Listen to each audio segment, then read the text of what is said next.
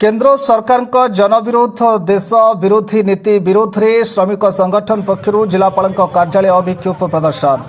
केंद्रीय श्रमिक संगठन डाकरारे सीआईटीयू एआईटीयूसी आशा और अन्य संगठन पक्षर 15 दफा दाबी नहीं जगतसिंहपुर जिलापाल कार्यालय सम्मुख में विक्षोभ प्रदर्शन करा जायछि।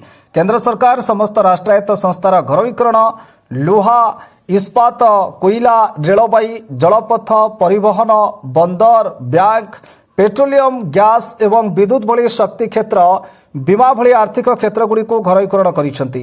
15 दफा दाबी मध्यरु श्रम विरोधी 4टी श्रम कोड बातिल घरोईकरण बंद करिबा मासकु सर्वनिम्न 26,000 टंका मजूरी प्रदान आयकर प्रदान बाहर थिबा परिवार को मासिक 7,500 टंका प्रदान सह खाद्य सहायता प्रदान मनरेगा आईन अनुसार वर्ष को मुंड पिछा 200 दिन काम सह दैनिक मजूरी 600 टंका प्रदान ठिका अस्थायी और स्कीम श्रमिक मानक स्थायी करने एवं समस्त समान काम को समान मजूरी नीति लागू करने आदि 15 दफा दाबी नहीं श्रमिक संगठन पक्षर एक दाबीपत्र जिलापाल माध्यम मुख्यमंत्री उद्देश्य प्रदान करा जायछि। जदि सरकार दाबीगुड़िक पूरण न करती यह आंदोलन आगक जोरदार करा श्रमिक संगठन पक्षर कहुछि।